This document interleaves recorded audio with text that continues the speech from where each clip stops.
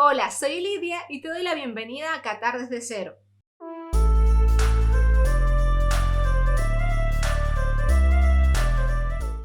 Este video es la segunda parte de la charla que tuve con mi amiga Natalia Palazzolo.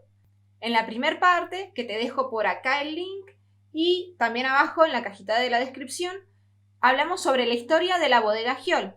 En esta segunda parte analizaremos una de las paradojas del mundo del vino. Se valora un montón el tema de, bueno, no sé, las catas de vino, ¿viste? De sentir los distintos aromas que tiene el vino, la parte de las sensaciones, y bueno, todo eso tiene una relación directa de dónde, o sea, de dónde salió ese vino, de dónde salió la materia prima que hizo ese vino, que es la tierra. Y creo que por ahí está un poco desconectado hoy eso, el mundo del glamour del vino y de todo, que es tan pomposo, tan lindo, tan atractivo, y por el otro lado la realidad en la que viven esos productores, bueno, los productores y los que trabajan la tierra, que por ahí también quedan olvidados los trabajadores de la viña, pero como que son dos mundos que están divididos o apartados y no son uno sin el otro, digamos, ese glamour del vino no podría ser si no hay alguien que trabajó todo el año en la viña y que después termina siendo redituado a 12 meses, digamos, y encima por debajo de los costos de producción.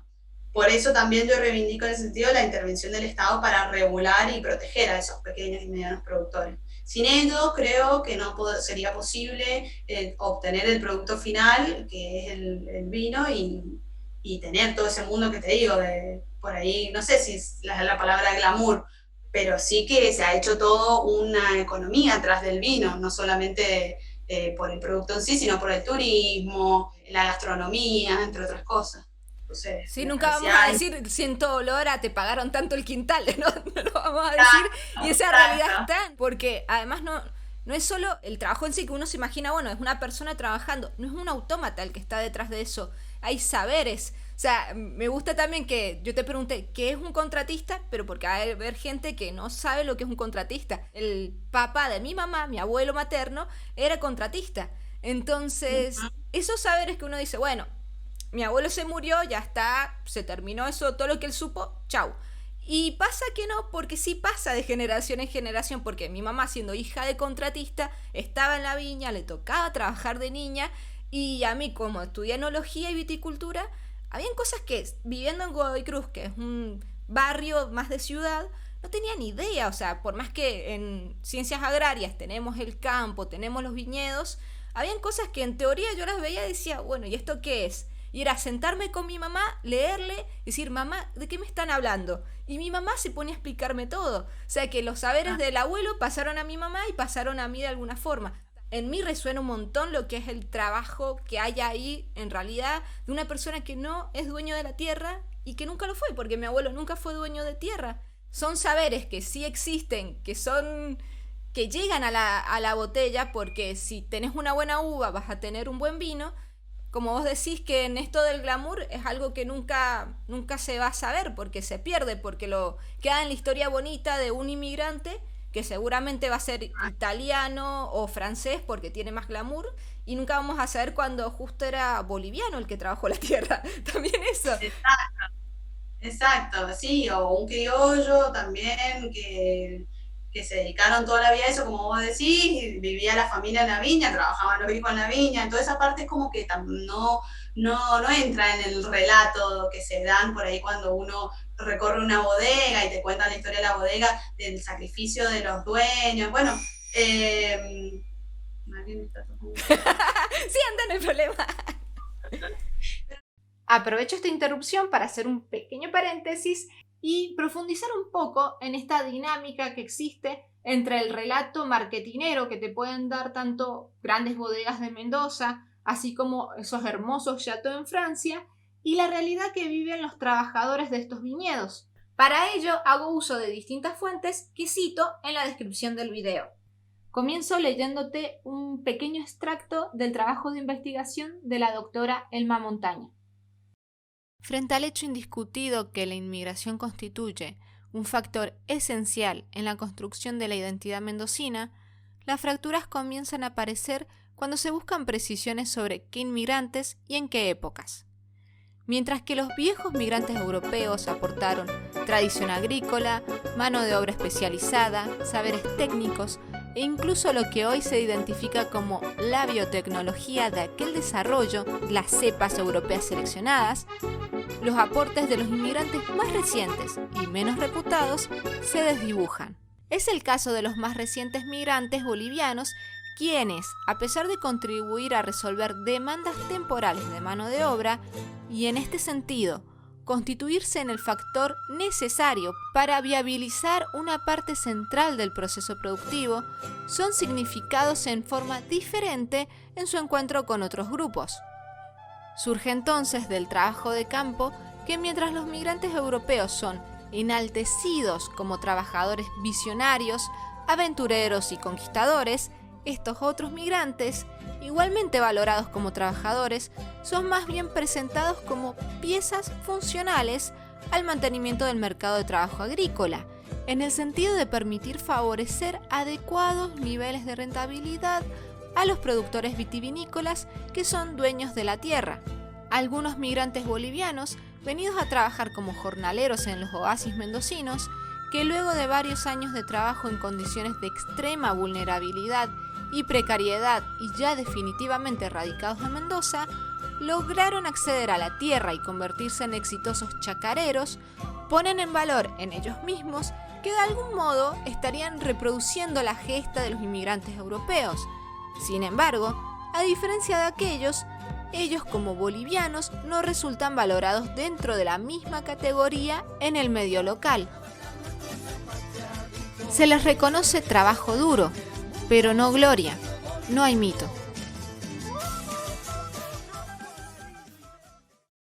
Y en Francia también nos topamos con estos olvidos estratégicos. Encontramos, como en el caso de Mendoza, ese resquebrajamiento entre qué inmigrantes y en qué épocas son los válidos para contar la historia de los vinos de las regiones más prestigiosas de Francia, ese relato que llega a los oídos de turistas y consumidores en todo el mundo. En el trabajo de investigación de Chantal Cren, titulado Los invisibles del viñedo, la doctora cuenta que en el territorio vitivinícola de la zona de Burdeos y Bergerac, los inmigrantes siempre han jugado un papel importante en la constitución de la población a lo largo de la historia. Italianos, españoles, portugueses y europeos de Argelia, más algunos británicos, holandeses, inmigrantes de todas las regiones de Francia, los llamados neorurales, forman parte de estas migraciones, pero ella hace hincapié en una población muy numerosa de la que poco se habla: los trabajadores agrícolas que llegaron de Magreb en los años 60 y 70. Magreb es la zona noroeste de África. A lo largo de las entrevistas que desarrolla, conoce la historia de estos trabajadores agrícolas, los cuales han estado presentes durante 40 años anclados a los viñedos franceses, pero nunca son mencionados en estas regiones como actores de la producción económica. En otras palabras, aquellos que trabajan la tierra, que podan las vides, que cosechan las uvas, entre tantas otras labores, no son nombrados a la hora de contar la historia de los vinos, no forman parte del relato de la región. Estos trabajadores, durante sus vidas, han atravesado la región de este a oeste, construyendo un sentimiento de pertenencia a este territorio. Han vivido decenas de años de trabajo duro en los viñedos. Los ahora jubilados recuerdan haber estado presentes en todas las etapas de la elaboración del vino y trabajar estrechamente vinculados a la vida de la finca, transformando sus propias prácticas alimenticias para ser eficientes y a la vez poder de cierta manera integrarse, a pesar de las prohibiciones de la religión musulmana. Por ejemplo, almorzar en la viña, un sándwich de jamón y un vaso de vino, siendo que los musulmanes no tienen permitido consumir cerdo ni alcohol. Estos inmigrantes plantaron la viña, la vieron crecer y la mantuvieron por años. Es constitutivo de su identidad el paisaje vitivinícola, pero a su vez estos pequeños pueblos agrícolas son lugares donde ellos y sus hijos vivencian el racismo a diario. A través de sus historias de vida, estos trabajadores se oponen a la imagen negativa que algunos dan de su trabajo y de su presencia en estas regiones rurales.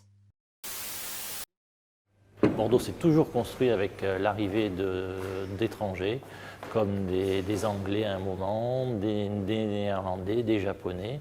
Et donc l'histoire même de Bordeaux est faite par ces investissements étrangers sur le vignoble. Existieron y existen inversiones extranjeras que le han dado múltiples beneficios a Bordeaux, una región vitivinícola francesa conocida a nivel mundial. Pero el legado de la inmigración es mucho más que eso. Hay que recordar que la presencia extranjera es un rasgo permanente de la historia contemporánea de Europa y que la mayoría de los inmigrantes fueron y son obreros. Mundialmente famosa por sus vinos y sus châteaux catalogados como monumentos históricos, la bella región de Bordeaux es una de las vidrieras a nivel mundial del lujo a la francesa. Pero esta idílica postal también tiene su lado oscuro. El documental Las uvas de la miseria muestra una realidad formada por desigualdades en el corazón de un territorio que genera más de 3.000 millones de euros en ventas de exportación cada año. En este documental se deja al descubierto el detrás de escena de un sistema establecido que comienza a resquebrajarse. Se muestra a los olvidados del mundo de los vinos finos, los trabajadores de la viña, personas que trabajan en condiciones cada vez más precarias y poniendo en riesgo su salud. Este es el mapa que da origen al análisis del documental. Nace a partir de los datos del INSEE, Instituto Nacional de Estadísticas y de Estudios Económicos, el cual describe la existencia de un corredor de la pobreza con 250 kilómetros de largo y 50 kilómetros de ancho. Este territorio tiene una tasa particularmente alta de personas beneficiadas de RSA, la renta activa solidaria, que es una prestación mensual financiada por el Estado francés dirigida a las personas sin recursos o con escasos ingresos laborales, y es dada bajo ciertas condiciones y luego de mucha burocracia de por medio. Las personas de nacionalidad extranjera deben cumplir condiciones específicas de residencia para poder recibir esta ayuda social.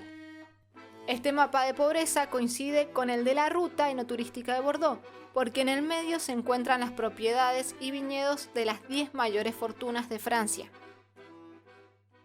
Esta escena del documental en particular a mí me resulta muy dolorosa de ver, porque esta señora que allí se ve está visitando el basurero y en este lugar están acampando trabajadores temporales de los viñedos y ella, que solo cuenta con su jubilación por decisión propia, los ayuda con cosas tan simples pero tan necesarias como lavar la ropa. Ella les hace de intérprete a la hora de hacer los trámites y además da su casa como la dirección para que ellos reciban el correo. Y estas cartas en Francia son muy importantes, porque si no tenés una dirección donde recibirlas, olvídate de poder abrir una cuenta bancaria, tener obra social o una línea de celular. Allí donde se deberían estar tomando decisiones gubernamentales y privadas para que estas personas venidas de distintas regiones de Francia, de Europa y del mundo puedan vivir con un mínimo de condiciones dignas, podemos ver solamente una jubilada extendiendo la mano, haciendo lo mejor que puede para ayudar. En una entrevista, la autora del libro que da origen a este documental, la doctora Michelle Delaporte, hace referencia a un episodio sobre cómo se invisibilizan los trabajadores en estos grandes châteaux franceses.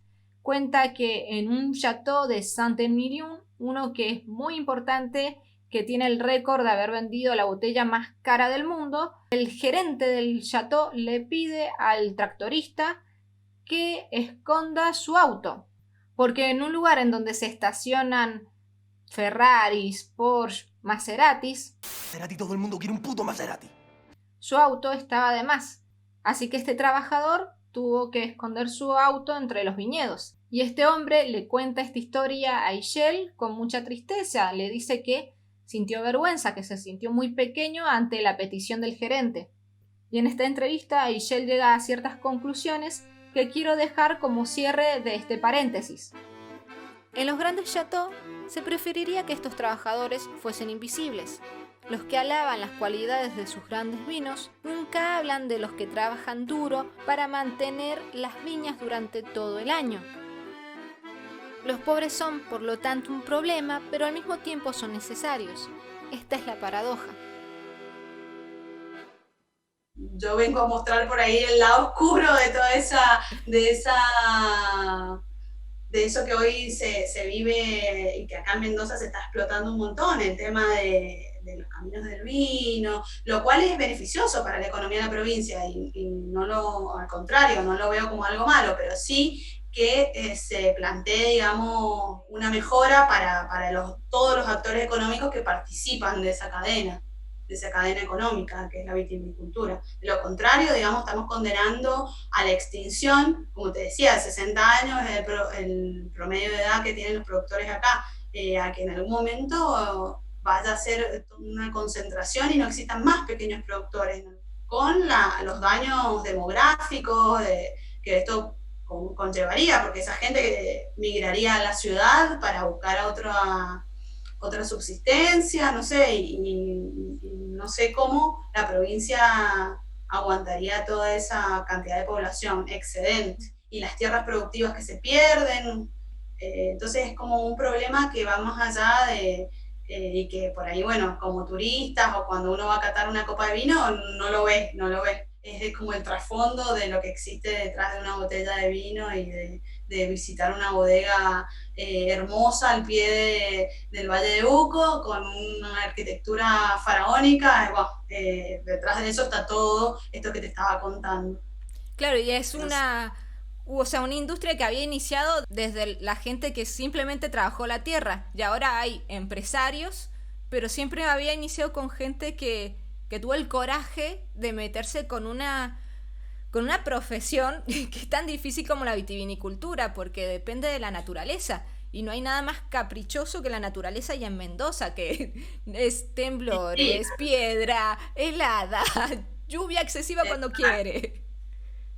Sí, todo eso obviamente es parte, digamos, del drama que vive todo, no solamente la vitivinicultura, sino también otras actividades como la fruticultura, acá en Mendoza, la horticultura, pero bueno, la vitivinicultura como actividad icónica o madre también tiene un valor cultural muy grande para Mendoza. No por nada, bueno, la fiesta de la vendimia es una de las más grandes del mundo, esa fiesta, y bueno, se hace acá, que es la industria madre de Mendoza. Entonces me parece interesante que todo este, no sé si folclore, pero por ahí tradición y las raíces de lo que es la vitivinicultura no se vayan perdiendo, porque vamos camino a un proceso de concentración en donde básicamente van a quedar pocos agentes grandes, pocos nacionales, muchos extranjeros también, y escasos productores con escasa rentabilidad.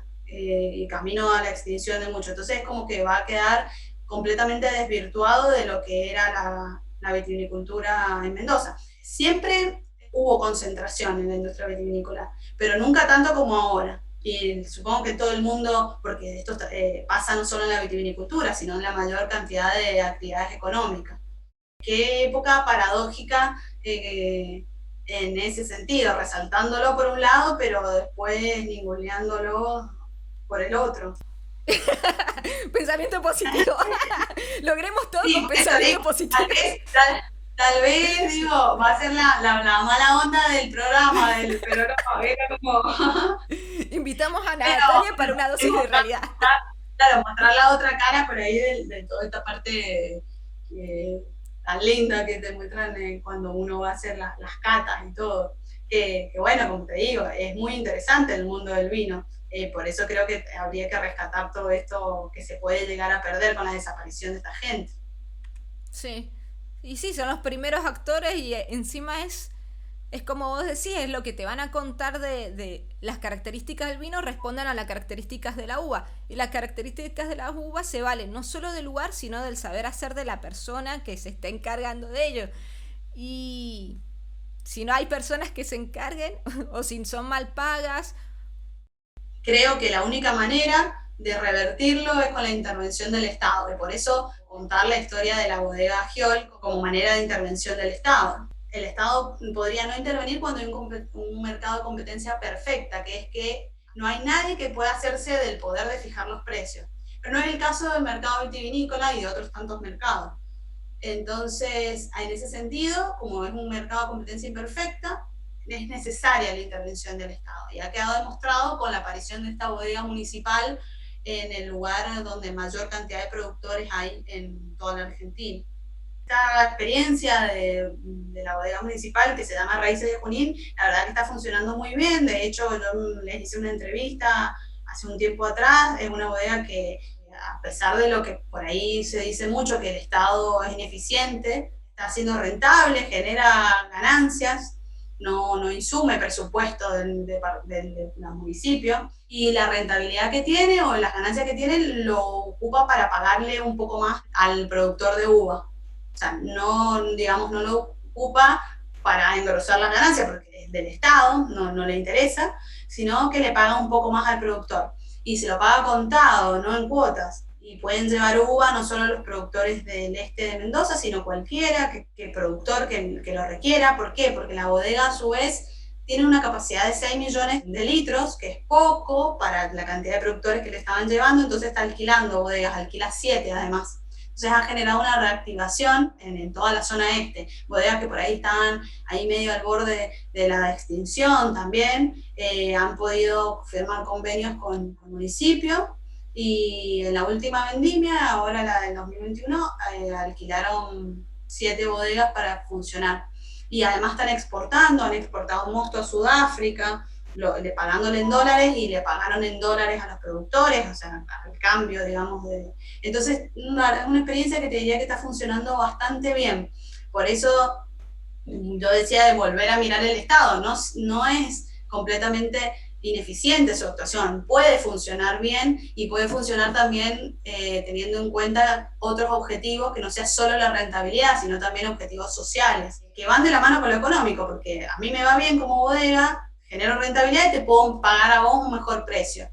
Y eso hace que otras bodegas tengan también que subir los precios, porque si no nadie les lleva la uva, todas se las quieren llevar a la bodega municipal, ahí en el este. Entonces, bueno, hace que un poco tonifiquen los precios. No te digo que es la panacea ni que es la solución a todos los problemas, porque evidentemente es una única bodega, pero sí que hace que el Estado por lo menos vigile, entre comillas, lo que sucede en el mercado, haya alguien que esté presente ahí, y los productores sienten que tienen una especie de protección. De hecho, yo entrevisté a algunos productores y me decían eso.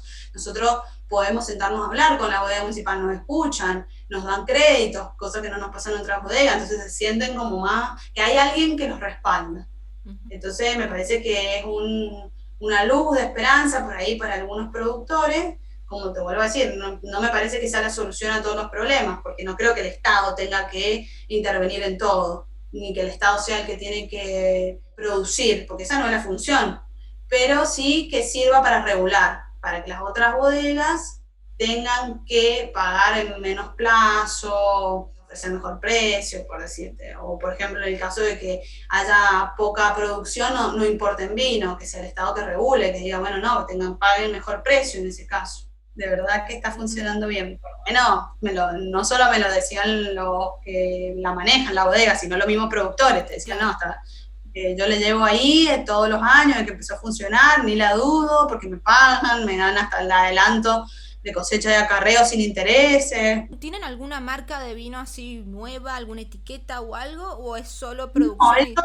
No, producen como granel, y después el productor puede o venderle la uva o venderle el vino, digamos. O sea, vos puedes esperar y venderle el vino, que te pagan un poco más, pero no fraccionan ellos. Claro, que todavía a futuro podrían llegar a integrar algo más.